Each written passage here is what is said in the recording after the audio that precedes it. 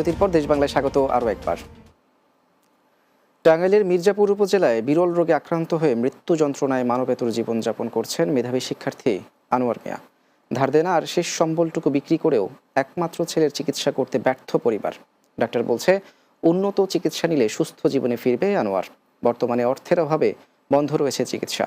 টাঙ্গাইলের মির্জাপুর উপজেলা প্রতিনিধি মোহাম্মদ সানোয়ার হোসেনের তথ্যচিত্রে বিস্তারিত জানাচ্ছেন সুরাইয়া সীমা। টাঙ্গাইলের মির্জাপুর উপজেলার মহেড়া ইউনিয়নের হাড়ভাঙা গ্রামের কৃষক দম্পতি ছেলে আনোয়ার হোসেন। অভাব অনটনের সংসারে ছেলেকে ঘিরে ছিল যত আনন্দ আশা। ছোটবেলা থেকেই আনোয়ার ছিলেন মেধাবী। পরিবার স্বপ্ন দেখতেন ছেলেকে ডাক্তার বানানোর, কিন্তু সামর্থ্য না থাকায় আনোয়ার ভর্তি হন প্যারামেডিকেলে। সেখান থেকে পাশ করে ফার্মাসিস্ট হিসেবে চাকরি নেন কুমুদিনী হাসপাতালে। তার উপার্জনে ভালোই চলছিল সংসার।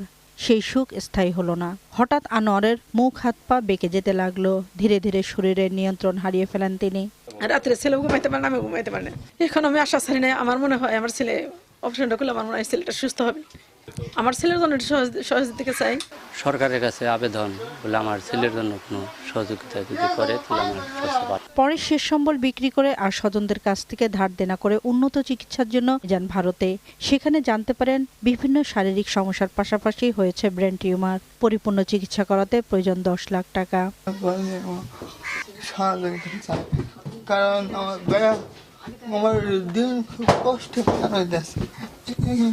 দিন মনে হয় একটা বছর খুব কষ্ট করা পারি না। বিত্তবান যারা আছেন আমি তাদের কাছে আমার গ্রামের পক্ষ থেকে ওর পক্ষ থেকে সবার সহযোগিতা কামনা করছি। ইউনিয়ন পরিষদ থেকে সহায়তা করার পাশাপাশি বিত্তবানদের এগিয়ে আসার আহ্বান জানান Mohera union member. Brain tumour হয়ে প্যারালাইসিস পর্যায়ে চলে গেছে। ওকে আর্থিক সহযোগিতা গ্রামবাসী বা সবাই করতে চাই, বা আমরাও ইউনিয়ন পর্যায়ে করব। আপনাদের কাছে আমার একটাই দাবি যে এই আনোয়ার ছেলেটার জন্য সার্বিক সহযোগিতা চাই। Desk report, Bangla TV.